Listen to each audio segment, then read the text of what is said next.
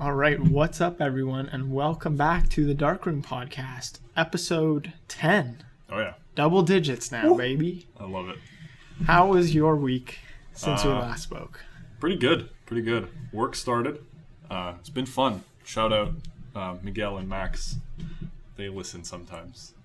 I got to get them back on it, honestly. Every day I got to nail it in, you know? Listen to the podcast, guys. You heard it here first. Yes, I got to do that too. I don't know if my friends are listening. Yeah. I know I told them about it and they were like, geez, that's sick. But I don't know if they actually listen every week. So, otherwise, work has been good.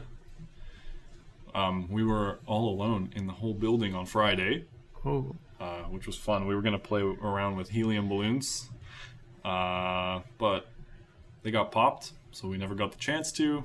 But instead, we just took the whole afternoon and watched some soccer. Solid. Which I don't really follow soccer, so it was kind of boring for me, but they seem to enjoy it. Yeah, I don't watch soccer either. Yeah. Otherwise, topic for this week, my iPad and iMac came in. I've been using them for like a week, so I'll get into that. So how about your week?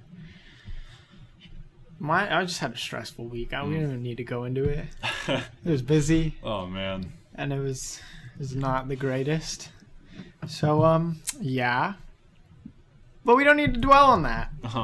Yeah. We're filming the podcast now. We're enjoying life, enjoying our time. Okay.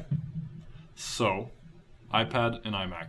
I'm going to start with the iMac first because that's like the least big change. I've really been enjoying the 4K screen. Yes. It looks amazing. I have never seen my photos in such good quality.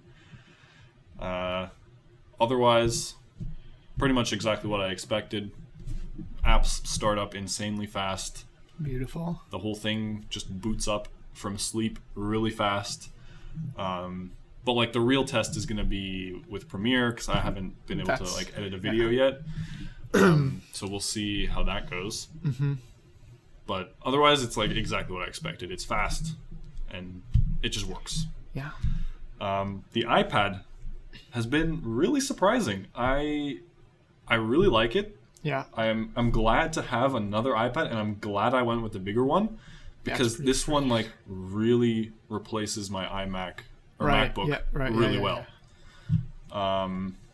My biggest complaint is that YouTube doesn't have a dark mode. For whatever reason on the iPad. I have not found a setting for it. I don't know why. It's the only app that is not in dark mode, and it's pissing me off. That's so weird. My iPad has a dark mode YouTube. Does it? And mine's like the freaking iPad. Oh god, I don't even remember which one this is. Look, watch this. Watch this. YouTube, right? Yeah. The settings are here. Where is it? That is a great question. It's the same settings as like on the phone app, but it's not here. That's really weird. It's not here. Like mine. I hate it.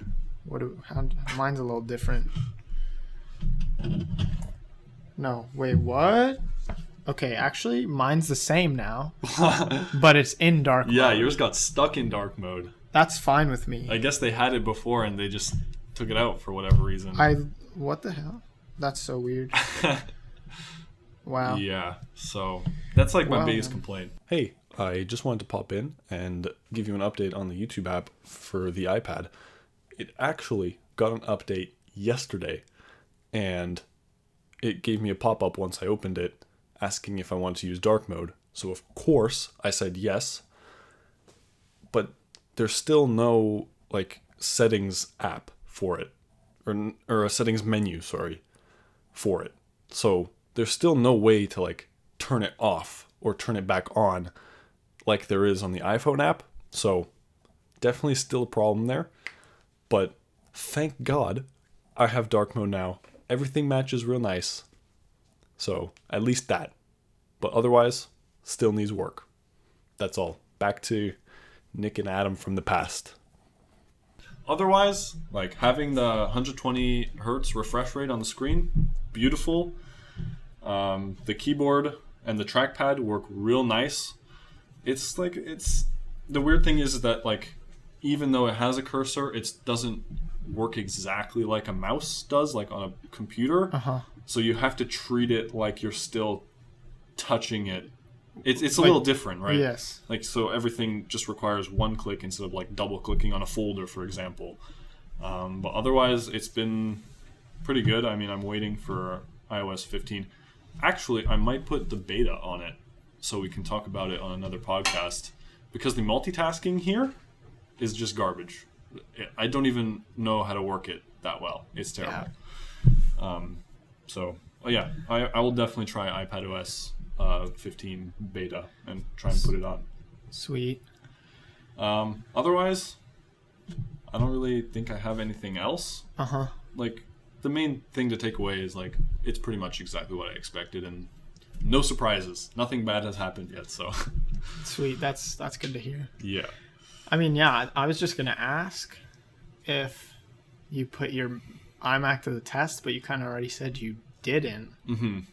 One thing I would say you could try as well, because my computer was struggling to do this.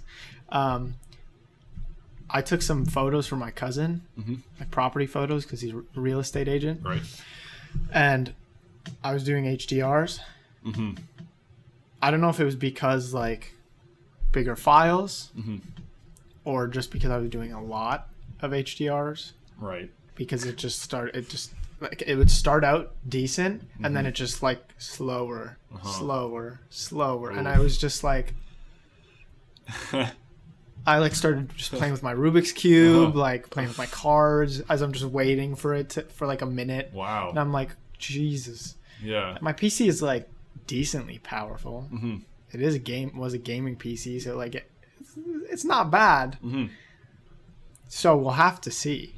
Yeah, I mean, I did do the thumbnail for last week, and doing, like, the select subject and, like, putting it into the, what is it, when it's all red.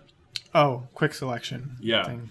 When I put it into that, it was way faster, like switching from, like, the default Photoshop view to the the red. Yeah, maybe it's quick mask. It's not quick selection, because it's a quick mask selection tool. I think that's the quick selection. So when I switched to that, I noticed it was way faster. Like, I didn't even have to wait. I just hit it and it opened up. Solid. And Photoshop is, like, one of the only Adobe apps running on, like, an M1 version. The rest of them need to, like, they only have Intel versions, and they're, like, being what's it called, like, transcribed so that the M1 knows how to read it. So we'll see how Premiere does, seeing as it's not really running natively. Right. Well, that'll be interesting to see. We'll see. One of the things I wanted to bring up this week was the new Nikon camera that came out, the Nikon Z FC. I have not heard of it yet. It's a new mirrorless camera in their lineup, with the body of a film camera, the style, at least the look of it. Right, like, this is what it looks like. I think it's pretty cool. That's pretty nice. I mean, like, I don't want another Nikon, but, like, if Canon were like, let me do this, I would be like, hell yeah. It's $1,000. Okay. Haven't completely looked over all the specs yet, but it looks pretty nice. It has a flip out LCD, which my D750 didn't. It just had the one that angles up and down. Right. Which I hate. 6 colors. Wow. That's yeah. new. They're following Apple here with the freaking iMacs and iPads. What else do we have? It's a 20 megapixel sensor, crop frame. So not bad. Okay. And let's see what the other specs are. I believe it can record in 4K. Yes. Okay. Wow. It does 4K, 30 frames per second. Can do 1920 by 1080 at 120 frames per second. Ooh, okay. I didn't even realize that, so that's pretty good. I don't know if it has 2 card slots. Otherwise, it is a crop sensor. Yeah, I know, but looks pretty good all around. It's not, like, super expensive, Yeah, for like honestly, what it can do. It's not bad. And it has a pretty nice look. Yeah, I do like it. Yeah. Really. I like the brown one. Reminds me of some nice leather. I'm a sucker for leather. Honestly, I like them all. I don't know what my favorite is, but I think I like the gray. Uh-huh. Or did they have a black too? Like it shows a black, Oh, but then it wait, doesn't yeah. show it in their actual color. Oh, in addition to black. Okay, so I like the okay. black and gray. Yeah. I'm kind of boring. I mean, I guess you could probably tell from my attire almost every week. Uh-huh. But yeah.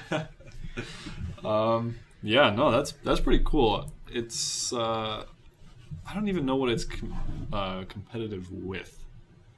Right? I don't know either. Like who right now sells like a 4K crop sensor and vintage style I know. to It's interesting. mirrorless? Like, right, that's like mirrorless and vintage style just don't usually go together. Exactly. But they seem to have done it. Yes. I'm a fan of how it looks. Me I would too. not mind owning that at all. I don't need to shoot on film. I'll just get a vintage looking camera Yeah. and shoot digital. Yeah, honestly, I don't really know what else to say about it other than it looks cool. Yeah, that's kind of the same boat I'm in. Mm-hmm. I had something else I wanted to bring up, but I completely just... Does it have the Forgot what I was same gonna say. lens mount as the other Yes. ones? Yes. Yeah? It's the Z mount, Z mount, whatever. Okay. And it's supposed to have, the facial tracking and whatnot as well.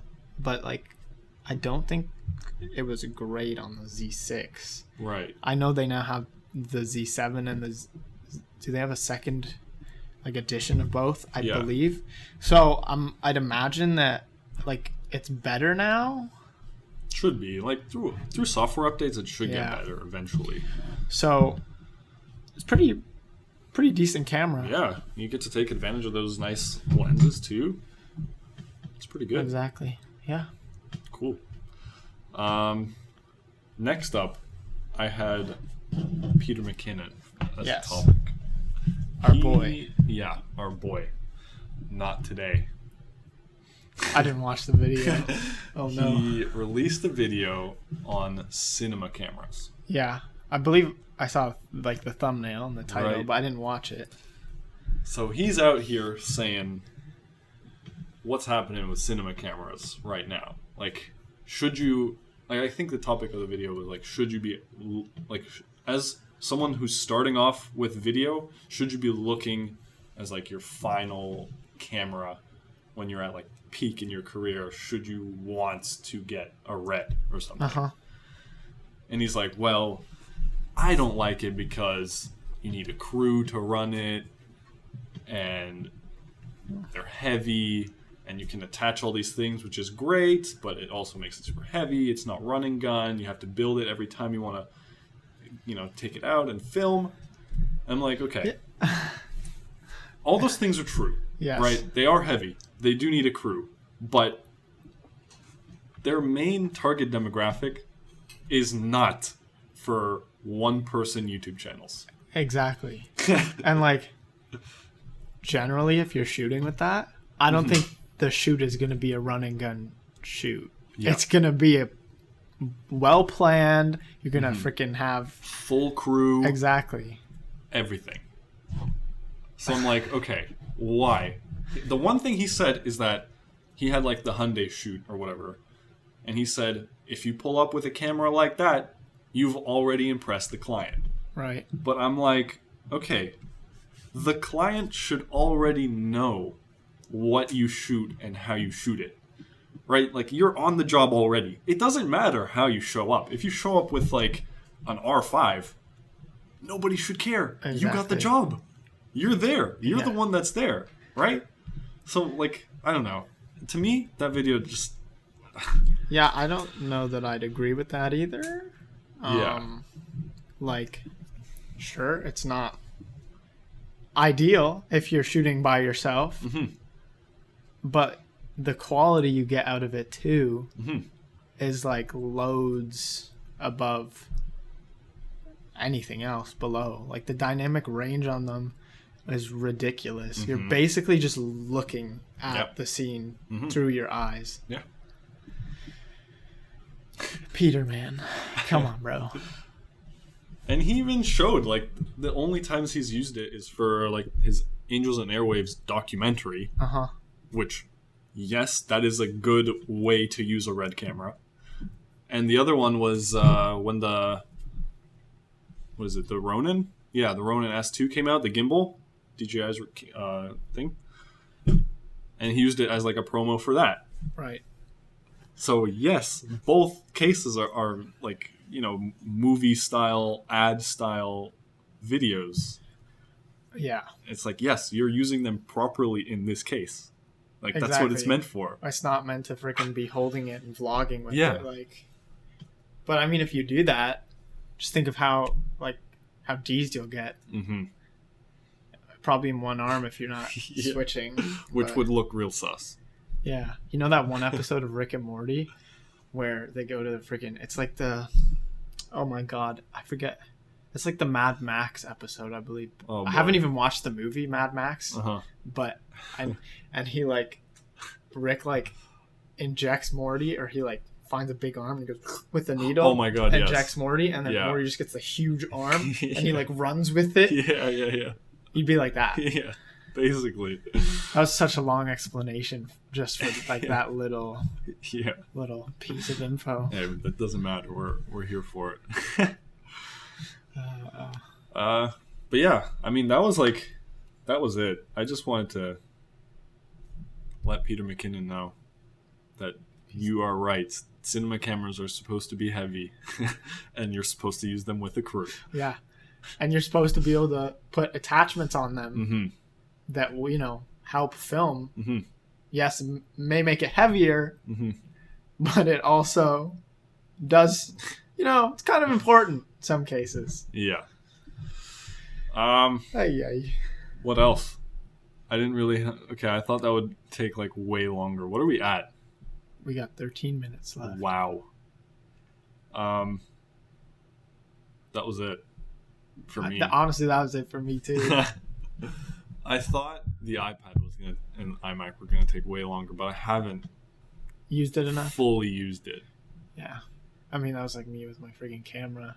Yeah, I was like, hey, I got this. It's cool. Didn't shoot with it yet though. So here are the specs. Dang it. And that's about it. Wait, what else? What else can I say about the iMac?